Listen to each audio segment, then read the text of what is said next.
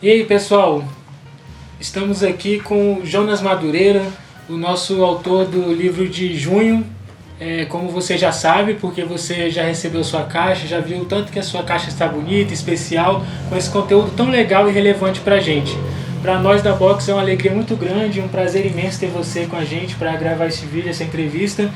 E vamos conversar com o autor, que privilégio, não é mesmo? Em maio tivemos o privilégio imenso de conversar com o queridíssimo Franklin, que nos recebeu tão bem. E estamos aqui em junho também conversando com o Jonas Madureira, nosso autor do livro de junho, Inteligência Humilhada, lançamento da Vida Nova, que você está recebendo na sua casa. Conteúdo de primeira, com certeza vai edificar bastante.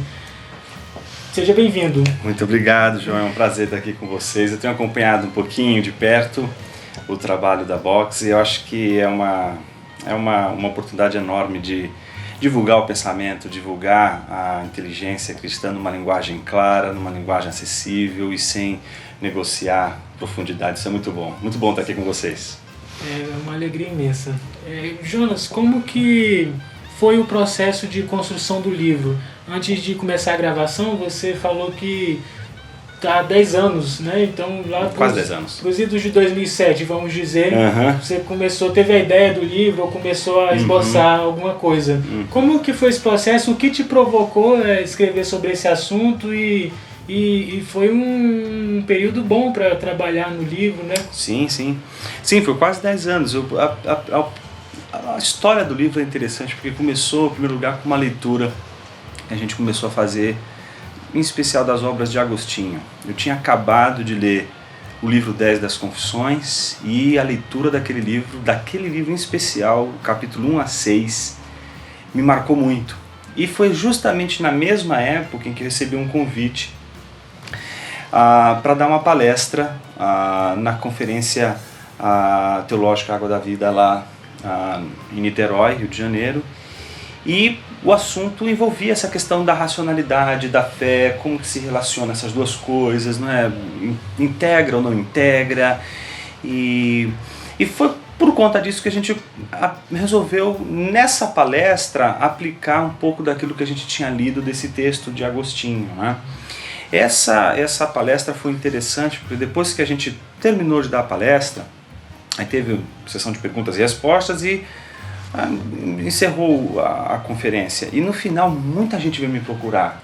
Puxa, eu gostei desse conceito. E foi justamente porque o conceito que a gente começou a trabalhar foi esse, de inteligência humilhada. E aí, quando a gente começou a trabalhar essa questão da humilhação da inteligência, que a teologia ela se constitui a partir dessa fragilidade, do reconhecimento da fragilidade do pensamento, não é? Quando ele se coloca na rota do conhecimento de Deus, muita gente ficou curiosa. Puxa, mas tem mais, você escreveu o que sobre isso? Onde você leu isso, né? Pois é, perguntaram onde é que você leu, o que você... E aí foi aquele primeiro impacto, eu falei assim, puxa, isso aqui eu preparei para essa palestra, não é? E foi uma leitura minha de Agostinho. Inclusive essa palestra tem inteira no YouTube, você pode assistir essa palestra inteira lá, essa primeira palestra. E aí esse pensamento, essa ideia foi desenvolvendo, foi ganhando forma, né? Eu comecei a trabalhar esse conceito com mais profundidade e comecei a estudar mais o texto de Agostinho. A partir dessa palestra, eu aprofundei a leitura de comentadores, em especial daquela passagem de Agostinho, e fui aprofundando Agostinho. Aí surgiu um convite do meu amigo Gadelha, lá de Fortaleza, na Igreja Batista do Parquelândia, e diretor do seminário Charles Spurgeon. Então ele me convidou para dar uma semana de reflexão, tendo como tema exatamente esse, inteligência humilhada. Saiu de uma palestra para uma semana. Saiu de uma palestra para uma conferência de uma semana lá no Charles Spurgeon. Só que eu falei, puxa, uma semana, e aí eu comecei a pensar, mas espera aí, eu comecei a ler outras coisas, e eu comecei a perceber que o conceito de inteligência humilhada não estava presente só em Agostinho. A gente conseguia encontrar o mesmo movimento em Anselmo, que é um movimento interessante. Por exemplo, eles não escreveram textos de filosofia, mas esses textos foram escritos como oração, como se fosse uma oração. Eles têm um tom devocional muito forte, um tom devocional muito forte e uma profundidade intelectual impressionante. Uma profundidade teológica, né? Teológica. O Agostinho tem uma peculiaridade que eu acho muito boa e que a gente precisava ter, que é citação de texto bíblico a cada 2 palavras. Pois é, isso é um dos pontos ele que respira exatamente. a Bíblia. Isso que eu trabalho no livro. O que ele fez foi construir o pensamento sobre a linguagem bíblica. Isso ele é não demais. faz uma mera citação de textos. É o que a gente tem que fazer. Ele se apropria da linguagem bíblica e ele não reproduz esses textos bíblicos. Ele pensa através deles. Isso é que é a grande sacada de Agostinho. Pensar através da Bíblia. Porque, veja só, João, hoje, qual é o maior desafio da cultura hoje? É o desafio da linguagem. As pessoas acham que mudança de significado e de sentido das palavras, elas não têm reflexão ética, mas tem. Então, quando você... Principalmente no século XX, né? A linguagem, a filosofia da linguagem vai ter uma importância absurda. Com certeza. Então, se você muda o sentido de uma palavra, por exemplo, casamento, se você mexe no sentido dessa palavra e admite que casamento pode significar algo muito mais amplo do que o conceito tradicional de casamento, não é só o conceito que muda, é a apreensão dessa realidade chamada casamento que vai também ser concebida de uma maneira diferente. E você passa a não tratar o mundo objetivo como uma realidade, Exatamente. mas apenas como uma percepção, Exatamente. que é a pós-modernidade, né? Exatamente. Então a linguagem ela se torna completamente evaporada, né? Uhum. Então a ideia do Inteligência Humilhada foi isso, e foi reproduzir introduzir no contexto da teologia essa espécie de ausência de pudor acadêmico. Existe um pudor acadêmico impressionante. Os caras vão fazer teologia, eles colocam uma impessoalidade no texto, que é uma coisa incrível. É como se o distanciamento... A gente precisa acabar com o pudor acadêmico, é isso? Exato. Então vamos acabar com o pudor acadêmico, hein? Faça favor. Em favor da fidelidade à Bíblia. Mas é interessante, você vai ler, não precisa ser um cristão, você pensa assim tão conservador. Pensa, por exemplo, num filósofo importante da modernidade como Hume. É um cara que é extremamente contrário, a filosofia dele é uma filosofia extremamente contrária à fé cristã. Entretanto, ou seja, ele faz uma série de críticas ao contexto cristão. Ele ainda não é tão agressivo. É cético, é um cético. Ele ainda está no cético, não é agressivo igual Nietzsche, né? Exato. Mas ele ainda está naquela... Mas ele escreve com uma beleza incrível. Só que os estudantes de Hume, quando vão escrever, perdem tudo isso. Escrevem numa impessoalidade sem nenhuma vitalidade. Então a gente acabou empobrecendo, eu acho, que a teologia, usando uma linguagem menos bíblica, eu diria assim. Então o medo de usar a linguagem bíblica impediu a gente de chamar Deus de Deus e agora de chamar Deus de transcendente. Isso tem uma implicação cultural, ética muito forte para a teologia. O sujeito que não consegue chamar Deus de Deus, mas ele também não consegue chamar a igreja de igreja. Chama de comunidade, mas ela não. Mas é a vergonha, é a timidez de chamar, porque existe isso é ofensivo no contexto que a gente vive. Mas enfim, dessa palestra surgiu essa conferência, e só que nessa conferência eu pensei assim, puxa vida, o conceito não cabe só para Agostinho. Aí eu falei assim, e se eu ampliar isso aqui para Anselmo, porque Anselmo tem a mesma coisa?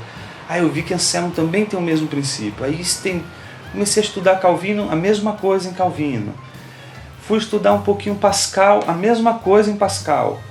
Fui chegar em Doivert, a mesma coisa também, o mesmo princípio ali presente em Doivert.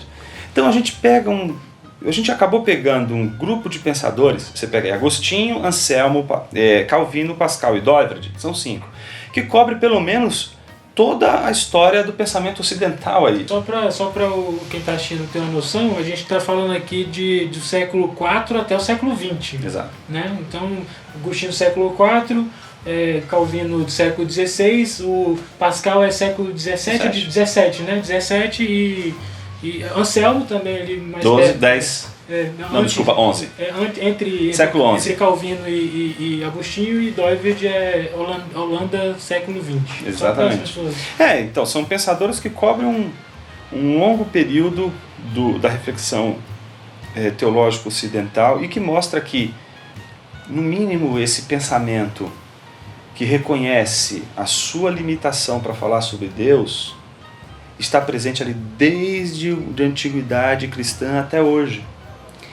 Só que o que a gente notou nessa palestra foi interessante porque a gente começou a perceber que o conceito de inteligência humilhada é um conceito que responde uma pergunta fundamental. Qual é a pergunta? Olha, como é que a gente resolve o problema da tensão entre fé e razão? A gente tem hoje o fideísmo e teria do outro lado do polo o racionalismo. Esse talvez é o primeiro capítulo do Inteligência Humilhada, é isso. Fideísmo ou racionalismo? O que é o fideísmo? Você chega ao conhecimento de Deus só pela fé e não pela razão. Ou racionalismo, olha, só pode ser conhecimento verdadeiro se for pela razão. Então, se Deus é produto de conhecimento, tem que ser, portanto, pela via racional. A gente faz a pergunta, fideísmo ou racionalismo? A resposta é nenhum dos dois. A gente não precisa sacrificar a razão, não é? A favor da fé, e nem precisa sacrificar a fé em favor da razão.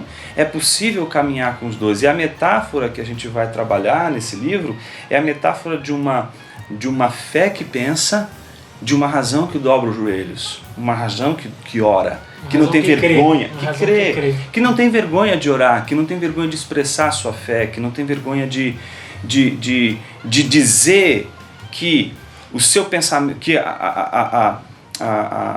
o princípio de racionalidade é limitado, ele tem seus limites. Então, é isso. Muito dessa compartimentalização é pelo que o Schaeffer chama de salto, né? Ele vai trabalhar essa questão de fé e razão, e o cara não consegue encaixar a fé dentro do seu mundo racional, mas ele continua tendo essa necessidade de se ligar com o superior e tal, e ele vai dar o salto de fé, e uma coisa não faz parte da outra, né?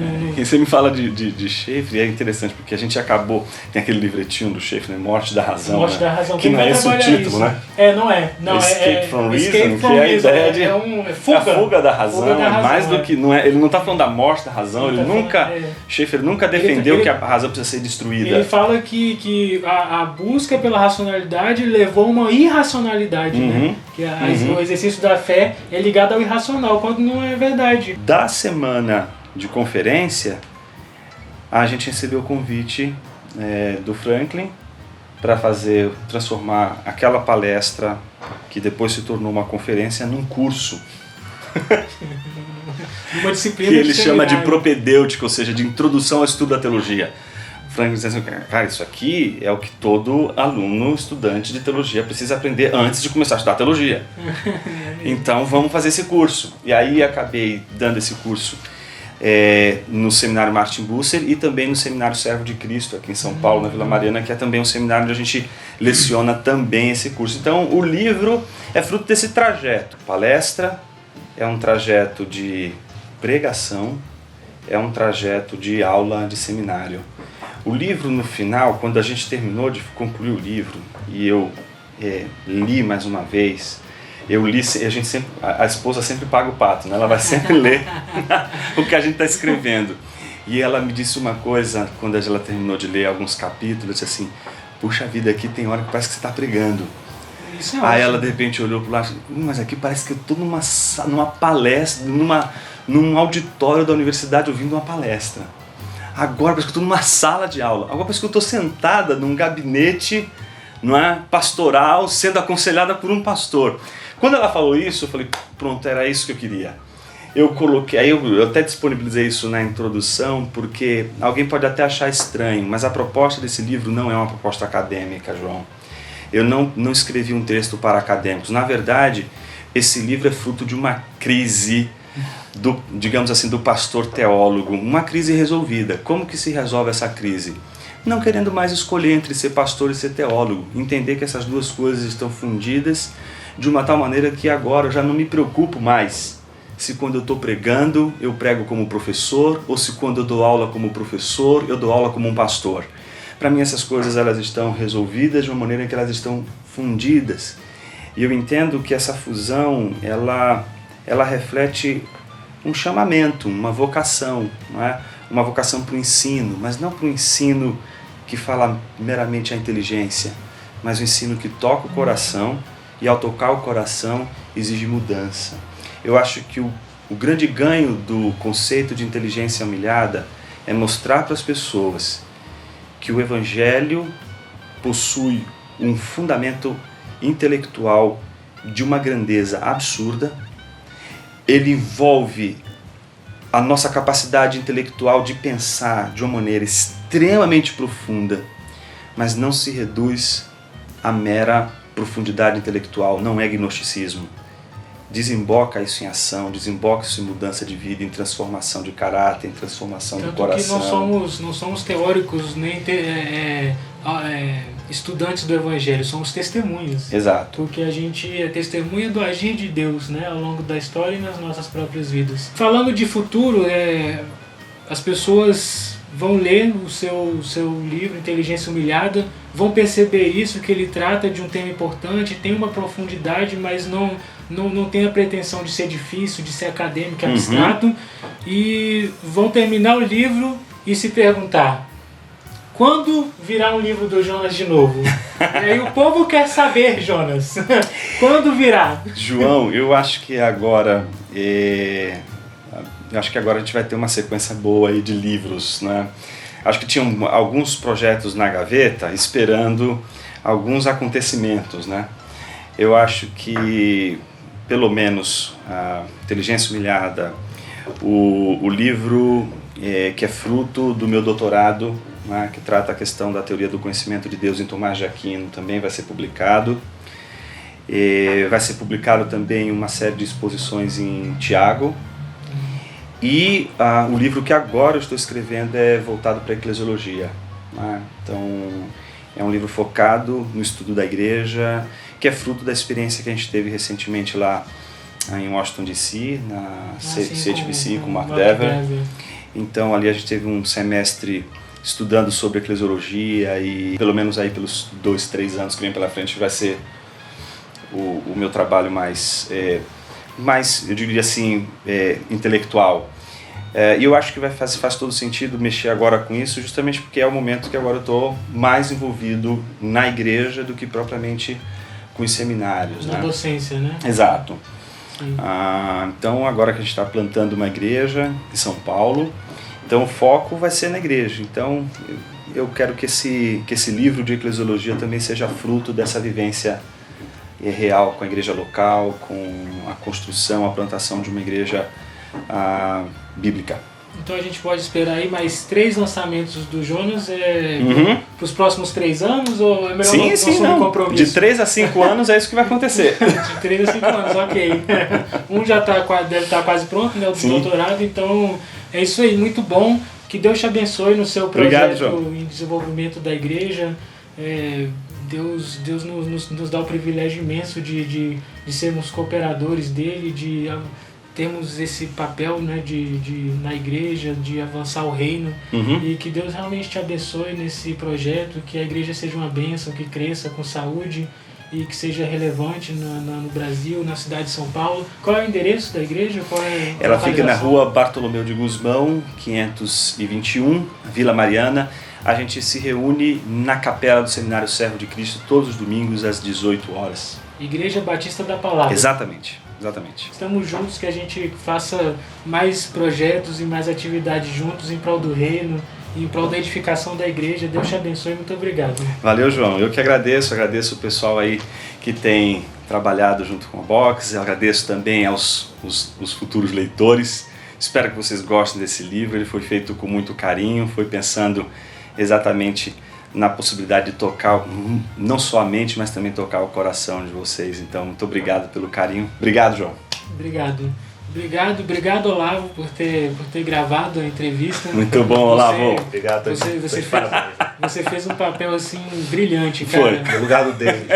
Eu que vou editar esse vídeo, então eu vou colocar a receita de pudim dessa vez. Isso. Não pode falar onde é que vai ficar a receita. David, cuidado, você vai perder o emprego, hein, cara. Obrigado. E a culpa não foi minha. Então, vai ter uma receita de pudim aqui, ou não, porque se for o David que for editar, não vai ter.